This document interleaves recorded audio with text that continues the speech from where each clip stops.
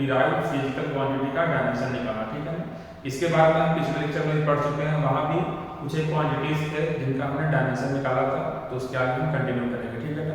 तो हमारा पहला डिराइव्ड फिजिकल क्वांटिटी क्या है, हमारा पहला डिराइव्ड फिजिकल क्वांटिटी है इंपल्स, ठीक है ना। इंपल्स का डायमेंशन हमें निकालना, ठीक है।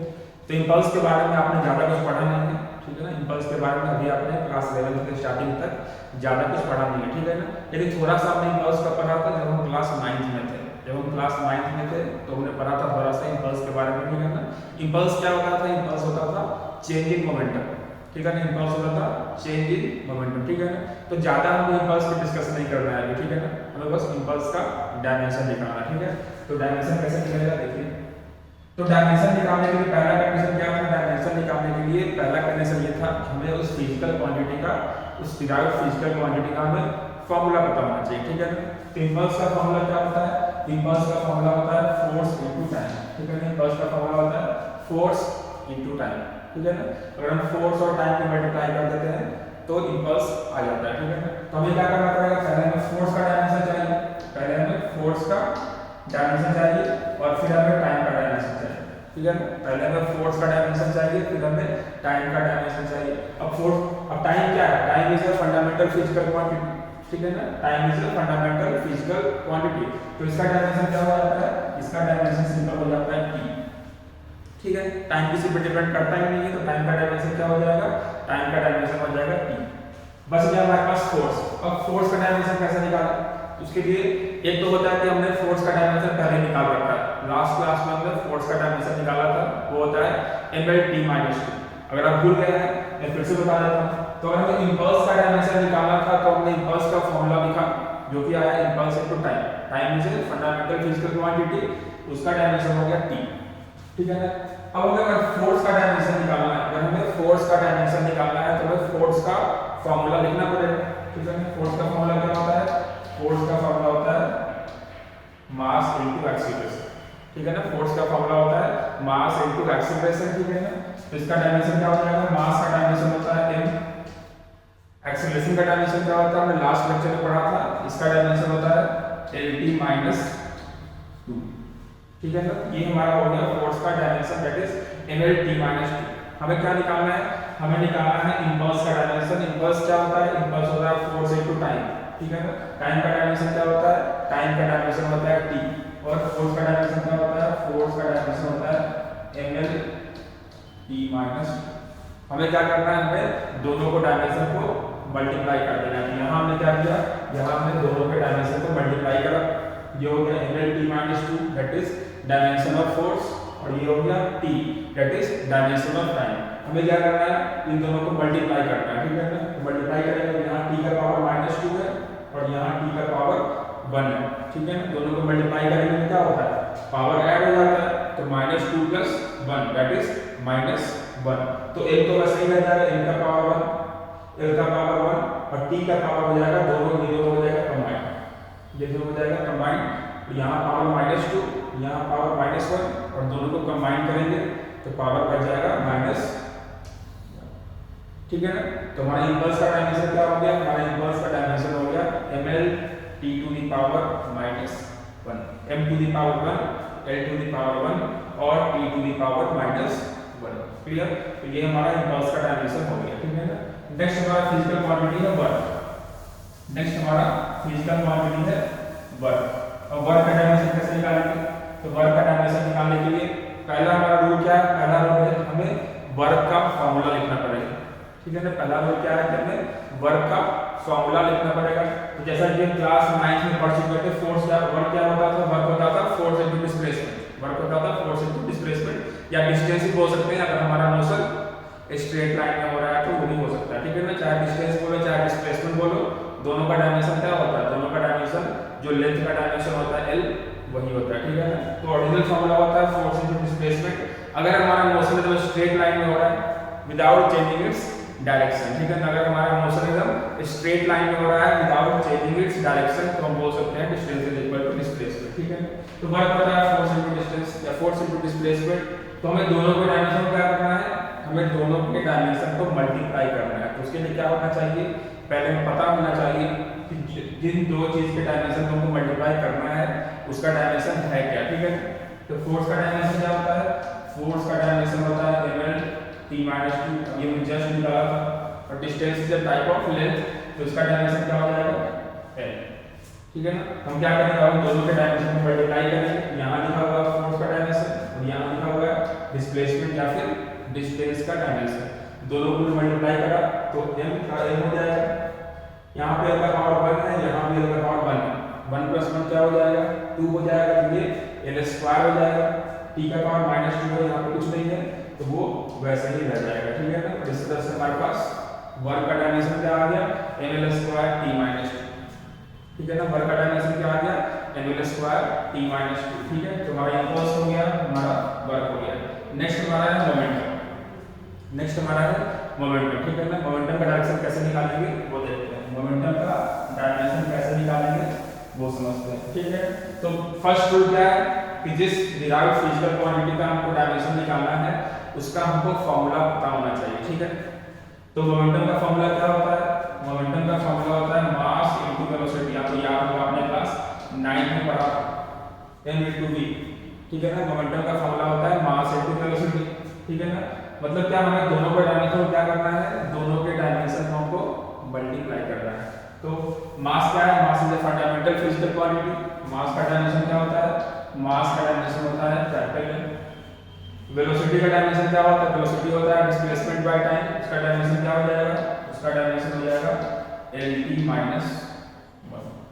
हमें क्या करना है, दोनों को मल्टीप्लाई करना है। सिंपल, यहाँ पे m है, यहाँ पे l है, यहाँ पे t है, कोई कॉमन टर्म है नहीं, ठीक है ना। सिंपली दोनों को मल्टीप्लाई कर देंगे, इसका डायमेंशन m, इसका डायमेंशन lt - 1 और दोनों को मल्टीप्लाई कर देंगे तो मोमेंटम का डायमेंशन क्या आ जाएगा ml t - 1, ठीक है ना। दोनों का डायमेंशन हो जाएगा ml t - 1, ठीक है। तो यहाँ पर देख सकते हो जो हमारा इंपल्स का डायमेंशन था वही हमारा मोमेंटम का डायमेंशन, जो हमारा इंपल्स का डायमेंशन था वही हमारा मोमेंटम का भी डायमेंशन है। और हमने बोला भी था कि इंपल्स क्या होता है, इंपल्स होता है चेंज इन मोमेंटम, ठीक है ना। दो मोमेंटम के बीच का जो सब्ट्रैक्शन होता है उसी को हम क्या बोलते हैं, उसको इंपल्स बोलते हैं। इसलिए जो इंपल्स का डायमेंशन आया वही मोमेंटम का डायमेंशन आया, क्लियर। नेक्स्ट हमारा है प्रेशर। प्रेशर का डायमेंशन क्या है, तो पहला रूल क्या है कि हम प्रेशर का फॉर्मूला लिखेंगे, फिर उसके फॉर्मूला में जो जो फिजिकल क्वांटिटी चाहे वो फंडामेंटल हो या फिर डिराइव्ड हो वो इन्वॉल्व होंगे उनका डायमेंशन लिखेंगे और उसी अनुसार हम मल्टीप्लिकेशन या फिर डिवीजन करेंगे, ठीक है ना। तो आप मुझे बताएंगे निकाल के कि प्रेशर का डायमेंशन क्या होता है, निकालिए, ठीक है। देखते हैं प्रेशर का फॉर्मूला क्या होता है, प्रेशर का फॉर्मूला होता है फोर्स बाय एरिया, ठीक है ना। प्रेशर का फॉर्मूला होता है फोर्स बाय एरिया। इसका मतलब क्या, अगर हमें प्रेशर का डायमेंशन निकालना है तो हमें फोर्स का डायमेंशन चाहिए जो कि पहले से पता है, और हमें एरिया का भी डायमेंशन चाहिए जो कि हमको पहले से पता है, ठीक है ना। फोर्स का डायमेंशन क्या होता है, फोर्स का डायमेंशन होता है ml t - 2, ठीक। और एरिया क्या है, एरिया होता है लेंथ का स्क्वायर। तो एरिया का डायमेंशन क्या हो जाएगा, एरिया का डायमेंशन हो जाएगा l², ठीक है ना। इस समय क्या हो रहा था, दोनों डायमेंशन को हमें मल्टीप्लाई करना था, क्यों, क्योंकि ओरिजिनल फार्मूला में क्या था, दोनों को मल्टीप्लाई किया गया।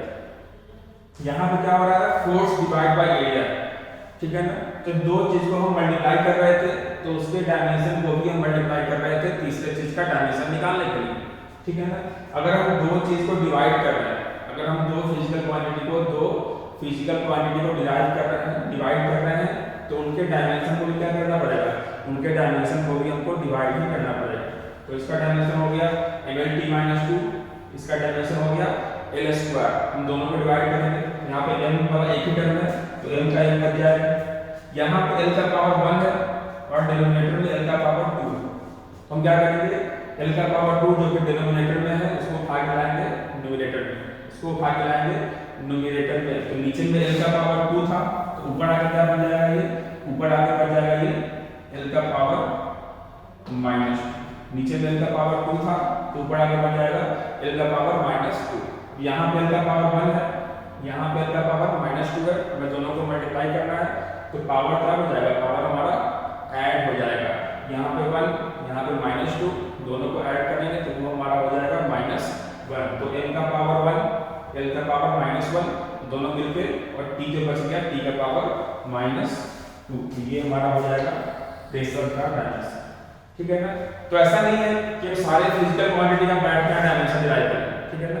15-20 करेंगे, ठीक है ना, उतना सफिशिएंट होगा आगे करने के लिए, ठीक है ना, उतना ही सफिशिएंट होगा, उतना में आपको कॉन्फिडेंस आ जाएगा कि हाँ आगे कोई फिजिकल क्वांटिटी कुछ नया दे रखा होगा तो उसका डायमेंशन हम इजीली निकाल सकते हैं, ठीक है ना। तो अभी हमने इंपल्स निकाला, वर्क निकाला, मोमेंटम निकाला, प्रेशर का डायमेंशन निकाल लिया, ठीक है। आगे बढ़ते हैं यहाँ से।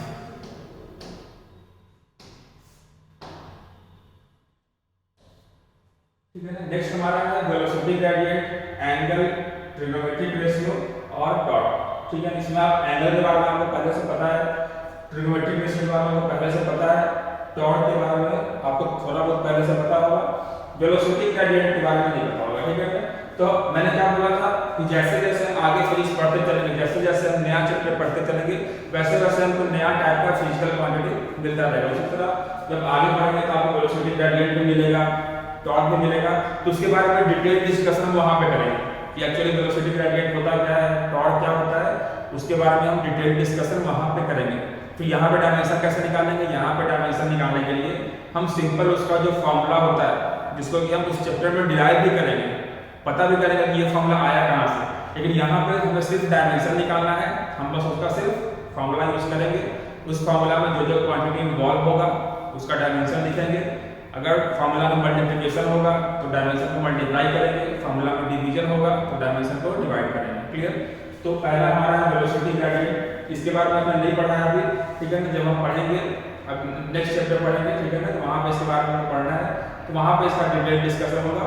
फिलहाल के लिए बस हम इसका फॉर्मूला देखेंगे और उसके फॉर्मूला की हेल्प से ही उसका हम क्या निकालेंगे, डायमेंशन निकालेंगे, ठीक है ना। तो वेलोसिटी ग्रेडियंट, इसका फॉर्मूला क्या होता है, वेलोसिटी ग्रेडियंट का फॉर्मूला होता है वेलोसिटी बाय डिस्टेंस, ठीक है ना। वेलोसिटी ग्रेडियंट का फॉर्मूला होता है वेलोसिटी बाय डिस्टेंस। मतलब क्या, हमारा जो वेलोसिटी ग्रेडियंट है वो दो चीज पे डिपेंड कर रहा है, वेलोसिटी पे और डिस्टेंस पे। हमें क्या लिखना पड़ेगा, जिस जिस क्वांटिटी पे डिपेंड करता है उसका डायमेंशन लिखना पड़ता है, ठीक है ना।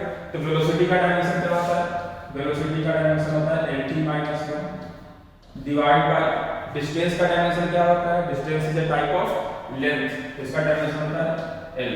तो l से कैंसिल हो गए, वही यहाँ पे किया गया है, lt - 1 को l से डिवाइड किया गया तो l से कैंसिल हो गया, बच गया t का पावर -1, बच गया t का पावर -1। तो क्या हमारे वेलोसिटी ग्रेडियंट पे डायमेंशन में कहीं मास इन्वॉल्व है, नहीं। इसका मतलब क्या, हमारा जो वेलोसिटी ग्रेडियंट है वो मास पे डिपेंड नहीं कर रहा है, और चूंकि वो मास पे डिपेंड नहीं कर रहा है तो l का पावर 0। क्या हमारा जो वेलोसिटी ग्रेडियंट का डायमेंशन है उसमें कहीं लेंथ इन्वॉल्व है, लेंथ इन्वॉल्व था, लेकिन लेंथ क्या हो चुका है, लेंथ मर चुका है, लेंथ से लेंथ कैंसिल हो चुका है, ठीक है ना। दो लेंथ था, ऊपर नीचे था, दोनों कैंसिल हो चुका है। इसका मतलब क्या, हमारा जो वेलोसिटी ग्रेडियंट है उसका वो लेंथ पे भी डिपेंड नहीं कर रहा है, तो l का पावर कितना हो जाएगा, 0। ना तो वो मास पे डिपेंड कर रहा है, ना तो वो लेंथ पे डिपेंड कर रहा है, दोनों का पावर कितना हो गया, दोनों का पावर हो गया 0। क्या वो टाइम पे डिपेंड कर रहा है, बिल्कुल कर रहा है, टाइम का पावर -1 पे डिपेंड कर रहा है, तो यहाँ हमने लिख दिया t का पावर -1, ठीक है। और इस तरह से हमारा वेलोसिटी ग्रेडियंट का डायमेंशन आ गया l0 t to the power -1। या सिंपल बोल सकते हैं कि हमारा जो वेलोसिटी ग्रेडियंट है वो सिर्फ और सिर्फ टाइम पे डिपेंड करता है, क्लियर। चलिए, वेलोसिटी ग्रेडियंट हो गया। नेक्स्ट हमारा है एंगल। एंगल का डायमेंशन कैसे निकालें, एंगल का डायमेंशन हम कैसे निकालें, ठीक है ना। तो हमने जब हम क्लास 7th और 8th में थे तो वहां हमने एक फॉर्मूला पढ़ा था एंगल के बारे में कि अगर हमारे पास एक सर्कल है और इसका रेडियस r, एक सर्कल है उसका रेडियस r, ठीक है ना, और इस पॉइंट से एक आदमी चलना स्टार्ट करता है, इस पॉइंट से एक आदमी चलना स्टार्ट करता है और इस सर्कुलर r को कवर करता है, इस सर्कुलर r को कवर करता है, और तो कितना कवर करता है, मान लो कि वो एंगल कवर करता है थीटा, मान लो कि वो एंगल थोड़ा कवर करता है थीटा। यहाँ चलना स्टार्ट किया, मान लो कि 30 डिग्री चलते हो यहाँ पहुंच गया, तो हमसे पूछा जाता था कि उसने कितना आर्क लेंथ चला, वो कितना आर्क लेंथ चला, हमसे आर्क लेंथ पूछा जाता था जिसको हम रिप्रेजेंट करते थे l से, ठीक है ना। हमसे आर्क लेंथ पूछा जाता था जिसको हम भी रिप्रेजेंट करते थे l से, ठीक है ना। यहाँ पे तीन चीज है, एक थीटा कितना एंगल चला, दूसरा r रेडियस ऑफ सर्कल तीसरा एल मतलब लेंथ ऑफ आर्क। एल यहाँ पे क्या है, एल यहाँ पे लेंथ ऑफ आर्क। तो अगर आपको याद होगा इन तीनों में रिलेशन होता था, ठीक है ना, इन तीनों में रिलेशन होता था। वो रिलेशन क्या था, वो रिलेशन था थीटा इज इक्वल टू था एल बाई आर। तो हमें क्या निकालना था, हमें निकालना था आर्क लेंथ। तो एल इज इक्वल टू क्या हो जाता था, एल इज इक्वल टू होता था आर इंटू थीटा। तो इस वाले में ज्यादा इंटरेस्ट नहीं है, ठीक है ना। हमें क्या निकालना है, हमें निकालना है एंगल का डायमेंशन, हमें निकालना है एंगल का डायमेंशन। तो थीटा एल और आर तीनों में से एंगल कौन है, तीनों में से एंगल थीटा है, आर क्या है, आर रेडियस है, और एल क्या है, एल हमारा लेंथ ऑफ आर्क है, ठीक है। तो हमें एंगल का फॉर्मूला चाहिए, क्योंकि हमें एंगल का डायमेंशन निकालना है, तो हमें एंगल का ही फॉर्मूला चाहिए। एंगल का फॉर्मूला क्या आया है, एंगल का फॉर्मूला आया है एल बाई आर। इसका मतलब क्या, एंगल हमारा लेंथ पे डिपेंड कर रहा है, लेंथ ऑफ आर्क पे डिपेंड कर रहा है, और रेडियस पे भी डिपेंड कर रहा है। तो हमें क्या लिखना है, हमें इसका डायमेंशन निकालना है। डायमेंशन के लिए क्या करते हैं, उसके फॉर्मूला में जो जो फिजिकल क्वांटिटी इन्वॉल्व है उसका डायमेंशन लिखेंगे, और फिर देखेंगे कि वो सारे फिजिकल क्वांटिटी मल्टीप्लाई हो रहे हैं फिर डिवाइड हो रहे हैं, और अकॉर्डिंगली हम डायमेंशन को मल्टीप्लाई करेंगे या फिर डिवाइड करेंगे। तो पहला हमारा एल, एल क्या है, लेंथ ऑफ आर्क। लेंथ का मतलब क्या होता है कि उसमें लेंथ इन्वॉल्व है, इसका मतलब क्या है, लेंथ ऑफ आर्क का डायमेंशन क्या हो जाएगा, लेंथ ऑफ आर्क का डायमेंशन हो जाएगा एल, ठीक है। लेंथ ऑफ आर्क का डायमेंशन हो जाएगा एल। दूसरा क्या है आर, आर क्या है, रेडियस। रेडियस को कैसे मेजर करते हैं, रेडियस को भी हम इन मीटर या सेंटीमीटर ही मेजर करते हैं। मतलब क्या, radius is also a type of length, radius is also a type of length. और अगर रेडियस लेंथ का ही टाइप है तो रेडियस का भी डायमेंशन क्या हो जाएगा, रेडियस का डायमेंशन हो जाएगा एल, ठीक है ना। लेंथ ऑफ आर्क क्या है, उसका भी डायमेंशन एल है। रेडियस क्या है, radius is also a type of length, उसका भी डायमेंशन क्या है एल। तो ऊपर भी एल नीचे भी एल, कैंसिल, ठीक है ना, कैंसिल हो जाएगा। मतलब क्या, जो हमारा थीटा एंगल है, जो हमारा थीटा एंगल है, क्या वो एंगल मास पे डिपेंड कर रहा था, बिल्कुल नहीं, मास तो कहीं इन्वॉल्व ही नहीं है, तो मास का पावर 0। क्या वो एंगल लेंथ पे डिपेंड कर रहा था, देखने में लग रहा है रिसर्च कर तो रहा है, ऊपर भी कर रहा है नीचे भी कर रहा है, दोनों का डायमेंशन क्या हो जाएगा, दोनों का डायमेंशन हो जाएगा कैंसिल, ठीक है ना। मतलब कि लेंथ पे भी डिपेंड नहीं कर रहा। क्या वो टाइम पे डिपेंड कर रहा है, तो टाइम पे है ही नहीं यहाँ पे, तो वो टाइम पे भी डिपेंड नहीं कर रहा। और इसकी वैल्यू क्या आ गई, इसका वैल्यू आ गया 1, m0 l0 t का पावर 0 कितना हो गया 1, 1 into 1। इसका मतलब क्या हुआ कि एंगल का कोई डायमेंशन ही नहीं होता, एंगल का कोई डायमेंशन ही नहीं होता, एंगल का कोई डायमेंशन ही नहीं होता है, न तो मास पे किसी पे डिपेंड नहीं करता। एंगल इसका है, angle is a dimensionless quantity, जिसका भी डायमेंशन अगर 1 आ जाए, सबका पावर 0 आ जाए, m का पावर 0, l का पावर 0, करंट का पावर 0, टेंपरेचर का पावर 0, सबका पावर 0 आ जाए, कितना हो जाएगा 1। मतलब कि उसका कोई डायमेंशन नहीं है। Angle is a dimensionless quantity, angle is a, लिख लीजिए आप, angle is a dimensionless quantity, angle is a dimensionless, angle is a dimensionless physical quantity. Angle का कोई भी डायमेंशन नहीं होता है। तो ये तो मान लीजिए एंगल का डायमेंशन नहीं होता। क्या एंगल का यूनिट होता है, क्या एंगल का यूनिट होता है, बिल्कुल होता है। एंगल का यूनिट क्या होता है, डिग्री भी होता है, रेडियन भी होता है। तो एंगल के पास क्या होता है, एंगल के पास डायमेंशन भी होता है, एंगल के पास डायमेंशन तो नहीं होता है, लेकिन एंगल के पास यूनिट होता है। तो एग्जाम में क्वेश्चन आता है कौन सा ऐसा फिजिकल क्वांटिटी है जिसके पास यूनिट तो है लेकिन डायमेंशन नहीं है। बच्चे थोड़ा कंफ्यूज हो जाते हैं कि चैप्टर का नाम तो यूनिट से डायमेंशन था, अगर डायमेंशन नहीं है तो यूनिट कैसे होगा, अगर यूनिट है तो डायमेंशन कैसे नहीं होगा, कंफ्यूजन होता है, ठीक है ना। तो ऐसे क्वांटिटी बहुत सारे, बस एक एंगल ही नहीं, हम आगे बढ़ते चलेंगे और भी क्वांटिटी आएंगे, ठीक है ना। इसका भी यूनिट होगा लेकिन उसका डायमेंशन नहीं होगा, ठीक है ना। तो एंगल एक ऐसा क्वांटिटी है जिसका भी क्या है, यूनिट है लेकिन डायमेंशन नहीं है, ठीक है ना। तो ये लॉजिक बिल्कुल बेकार है, जिसके पास यूनिट होगा उसके पास डायमेंशन होगा ही, इसकी कोई गारंटी नहीं। और अभी हमने लाइव एग्जांपल देखा कि एंगल के पास यूनिट होता है, डिग्री होता है, रेडियन होता है, लेकिन उसके पास डायमेंशन नहीं है। तो क्या बोलेंगे, angle is a dimensionless quantity which have unit, इसके पास यूनिट भी होता है। क्लियर। चलिए ये अच्छा इंफॉर्मेशन था कि हर वो क्वांटिटी जो डायमेंशनलेस होगा कंपल्सन नहीं है कि उसका यूनिट भी नहीं होगा। जैसे एंगल के पास यूनिट है लेकिन वो डायमेंशनलेस है। क्लियर? तो इसको नोट कीजिए। नेक्स्ट हमारा है ट्रिगोनोमेट्रिक रेशियो। नेक्स्ट हमारा है ट्रिगोनोमेट्रिक रेशियो, ठीक है? तो आपने क्लास 10 में पढ़ा होगा ट्रिगोनोमेट्री। वहां जब हम निकालते थे ट्रिगोनोमेट्रिक रेशियो क्या करते थे, हम एक राइट एंगल ट्रायंगल ड्रॉ करते थे। हमें राइट एंगल ट्रायंगल ड्रॉ करते थे, ठीक है? इसमें मान लो एंगल ये थीटा है, इसको हम बोलते थे परपेंडिकुलर, इसको हम बोलते सॉरी इसको हम बोलते थे बेस, इसको हम बोलते थे परपेंडिकुलर और इसको हम बोलते थे हाइट। तो ट्रिगोनोमेट्रिक रेशियो का मतलब क्या होता है, या तुम sin थीटा निकालो, नहीं तो तुम cos थीटा निकालो, नहीं तो tan थीटा निकालो, sec थीटा निकालो, cos थीटा निकालो या फिर cot थीटा निकालो, कोई भी थीटा निकालो, ठीक है ना? किसी भी एंगल का तुम sin, cos, tan, cosec, sec या cot निकालो, ठीक है ना? उसी को हम बोलते हैं ट्रिगोनोमेट्रिक रेशियो। तो अगर इस वाले ट्रायंगल का हम निकालते हैं sin थीटा, sin थीटा क्या होता है, sin थीटा होता है perpendicular by hypotenuse. sin theta होता है परपेंडिकुलर बाय हाइपोटेन्यूज, मतलब क्या, हमें sin थीटा क्या है, sin theta is a trigonometric ratio. sin theta क्या है, sin theta is a trigonometric ratio. इसको रेशियो क्यों बोलते हैं, क्योंकि हम यहाँ पे क्या कर रहे हैं, जब हम sin थीटा का फॉर्मूला लिख रहे हैं तो हम क्या कर रहे हैं, हम किसी भी राइट एंगल ट्रायंगल के किसी भी दो साइड का रेशियो निकाल रहे हैं। वो साइड अलग अलग हो सकते हैं, जब हम लिखेंगे cos थीटा तो डिफरेंट ट्रिगोनोमेट्रिक रेशियो हो जाएगा, तो डिफरेंट साइड का हम रेशियो निकालेंगे। जब हम लिखेंगे tan थीटा तो वो डिफरेंट रेशियो हो जाएगा, तो डिफरेंट साइड का रेशियो निकालेंगे। लेकिन है सारे क्या, सब में क्या करना है, सब में हमको रेशियो ही निकालना है। अगर हम निकालेंगे cosec थीटा तो हो जाएगा h/3, वहां भी क्या कर रहे हैं, वहां भी हम दो साइड का रेशियो ही निकाल रहे हैं, ठीक है? तो जो भी यहाँ पे इसको क्या बोलते हैं ट्रिगोनोमेट्रिक रेशियो, हमें निकालना है इसका डायमेंशन, ठीक है?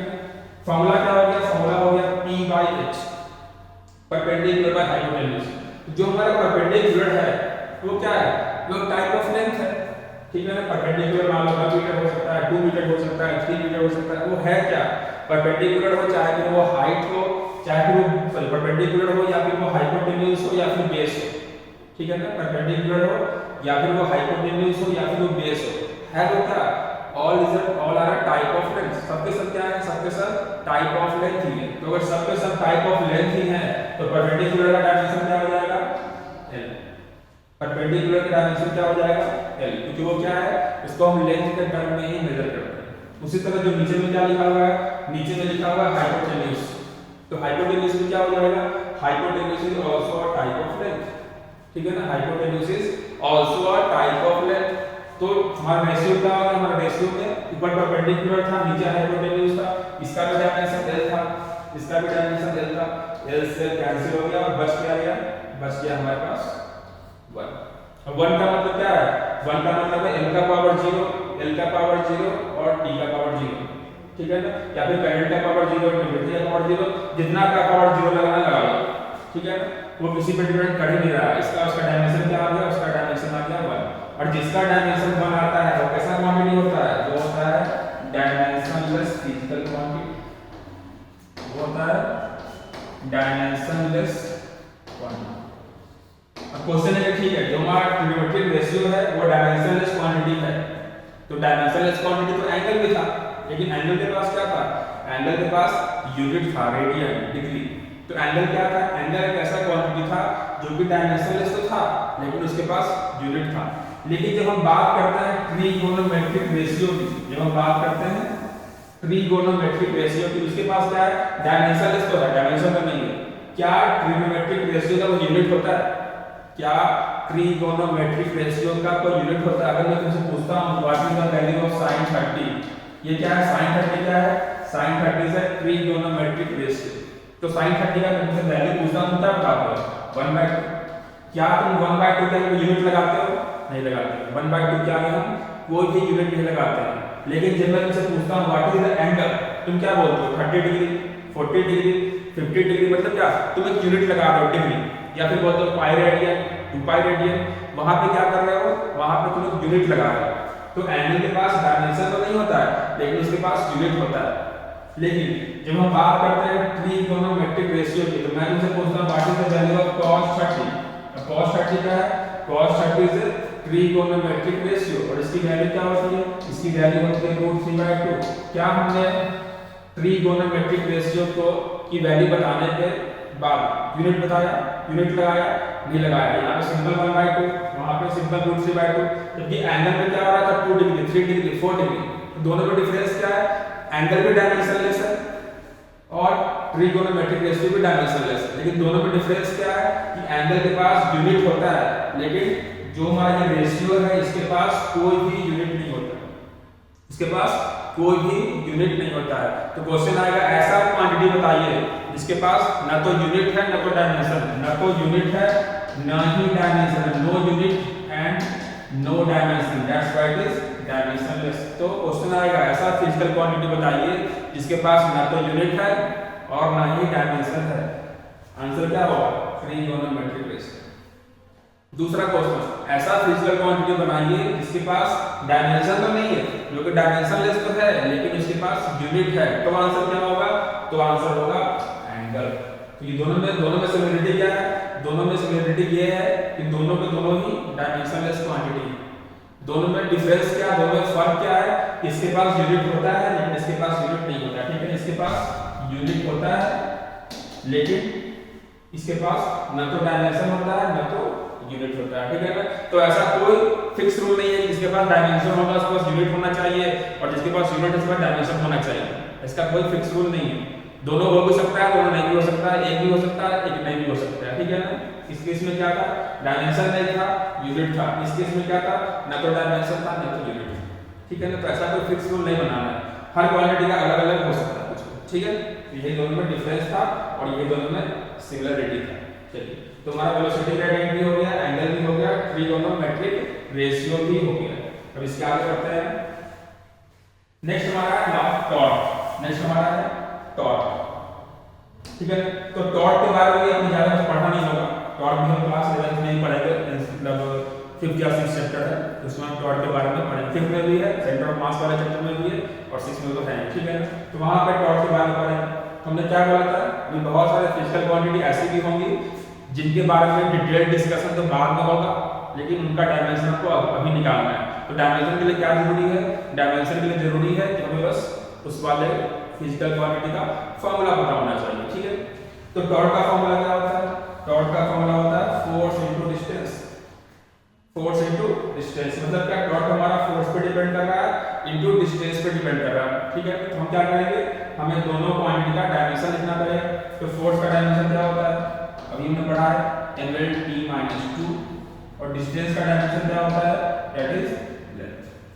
दोनों को मल्टीप्लाई करना है, तो l का पावर 1 यहाँ पे लिए, l का पावर 1 यहाँ पे लिए, दोनों को मल्टीप्लाई करेंगे और जब दोनों को मल्टीप्लाई करेंगे तो पावर क्या हो जाएगा, पावर हमारा ऐड हो जाएगा। तो 1 + 1 दैट इज 2। तो आंसर क्या हो जाएगा, आंसर हो गया हमारे पास l का पावर 1 ये मीठी बात है, l का पावर 2, 1 + 1 2 और t का पावर -2।